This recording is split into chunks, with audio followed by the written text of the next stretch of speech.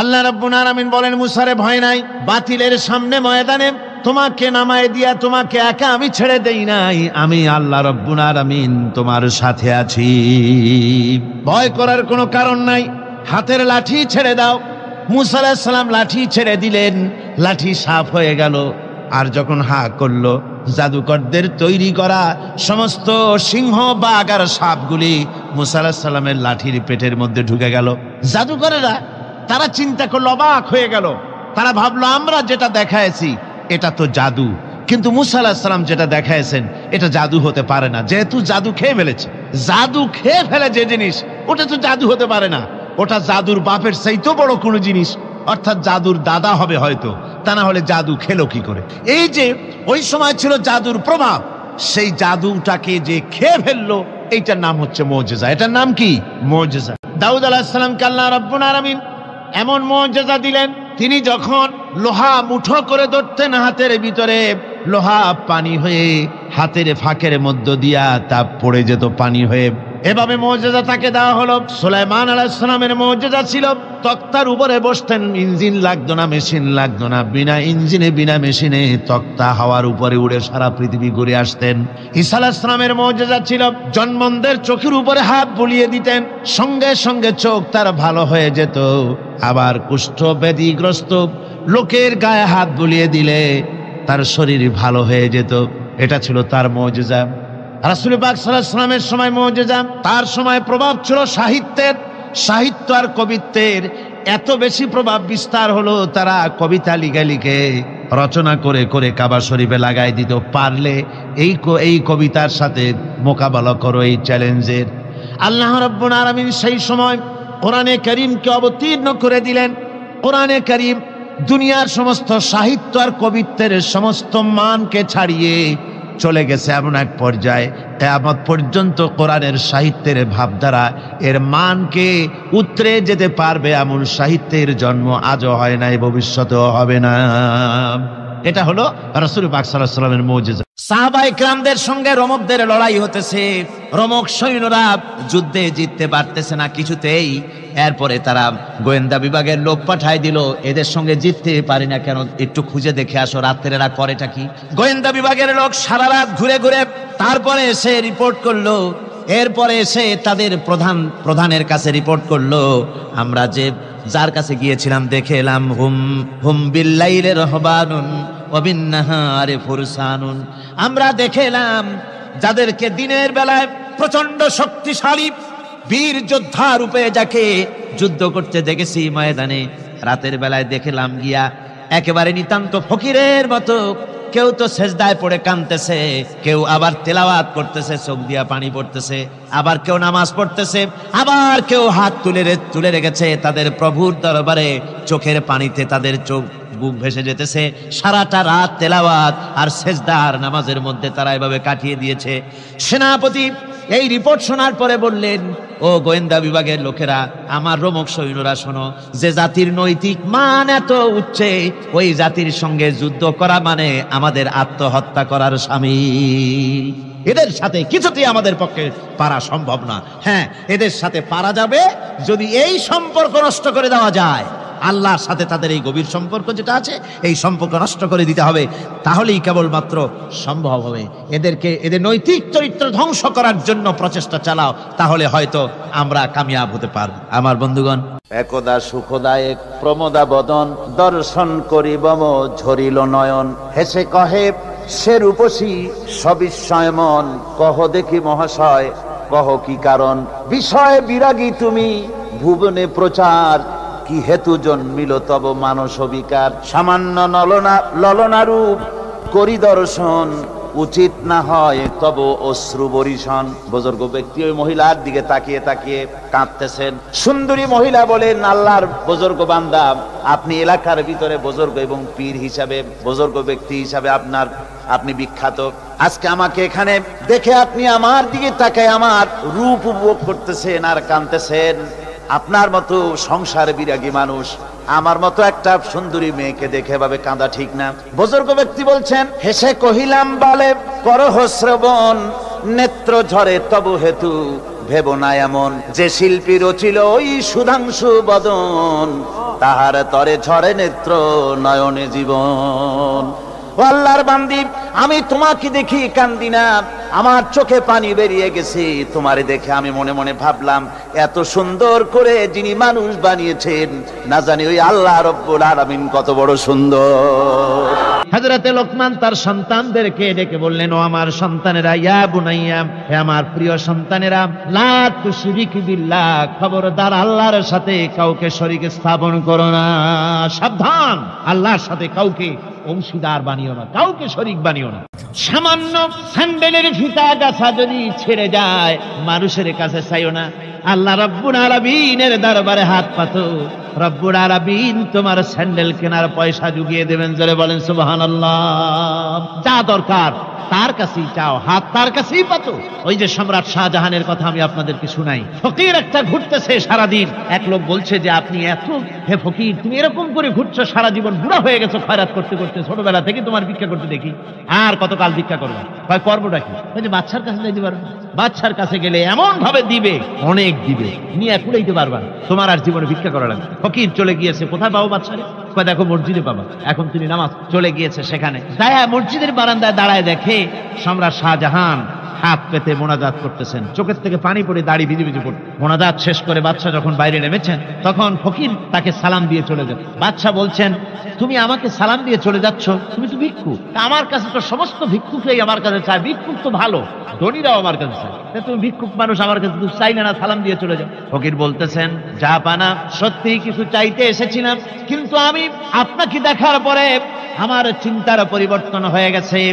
আমি তাকিয়ে তাকিয়ে দেখলাম মসজিদের ভেতরে আমি চাইতে এসেছি দিল্লির সম্রাট শাহজাহানের কাছে। যেই সম্রাট, দিল্লির সম্রাট যার কাছে আমি চাইতে এসেছি, আমি তো দাঁড়ায় আছি, কান্দি না, কিন্তু আমি দেখতেছি যার কাছে আমি চাইতে এসেছি তিনি যেন আবার কোন সম্রাটের কাছে আমার চাইতেও দারুণ ভিক্ষুকের মতো হয়ে চোখের পানি ফেলে ভিক্ষা চাইতেছে।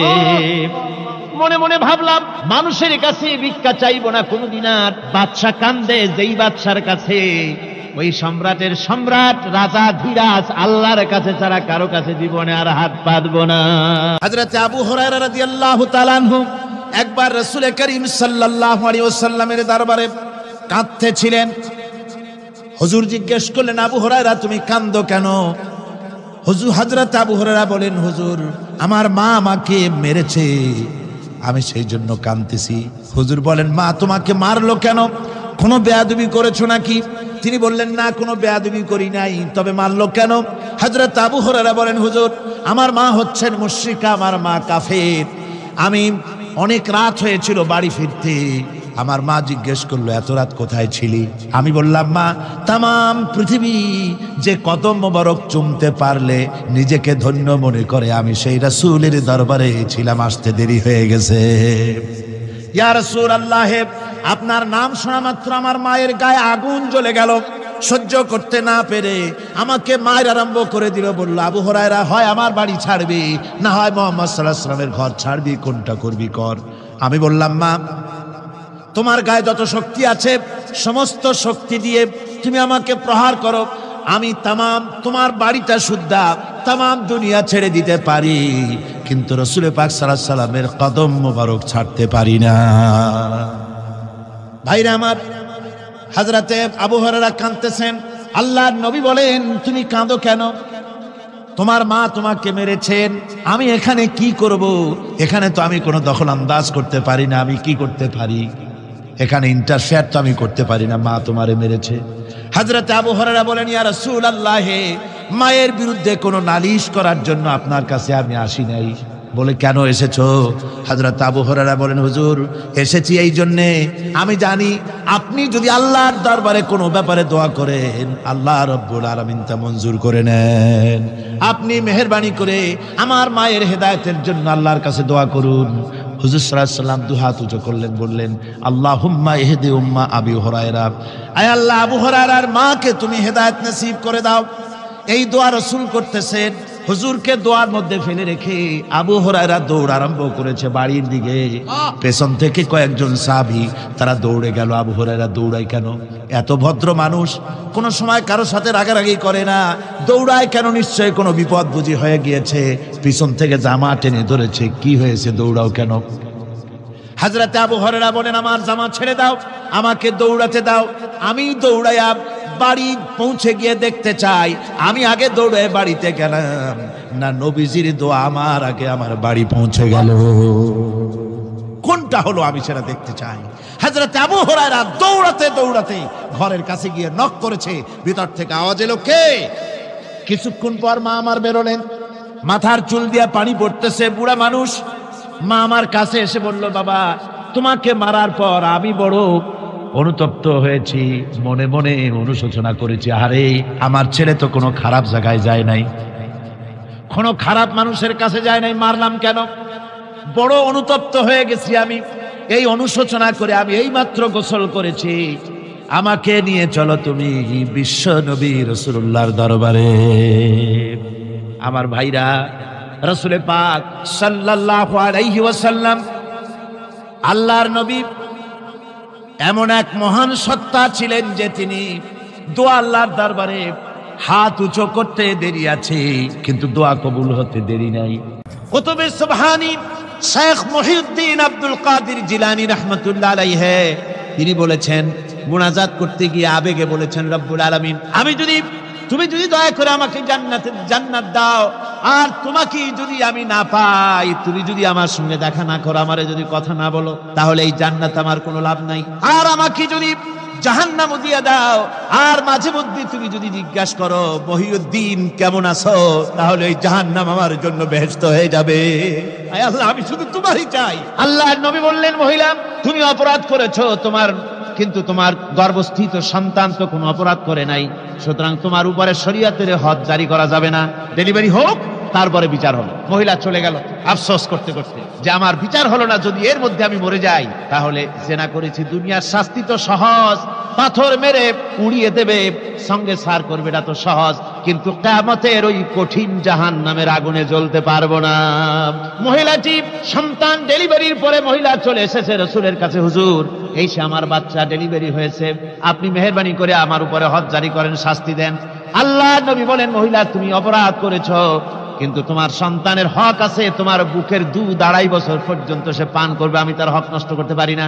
মহিলা আবার চলে গেল কাঁদতে কাঁদতে, যদি এর মধ্যে মরে যায়, 2.5 বছর যেতে পারে নাই, তার আগেই মহিলা ওই বাচ্চাটাকে কোলে নিয়ে হাতে একটা রুটি দিয়া হুজুরের কাছে আসছে। কত পেরেশানি দেখেন। মহিলা এসে বলেন, ইয়া রাসূলুল্লাহ, আমার এই বাচ্চা এখন দুধ ছেড়ে দিয়েছে, সে রুটি খাইতে পারে, হুজুর আর দেরি করবেন না, এই শাস্তি না নিয়ে যদি মরে যায়, জাহান্নামের কঠিন আযাব আমি ভোগ করতে পারবো না।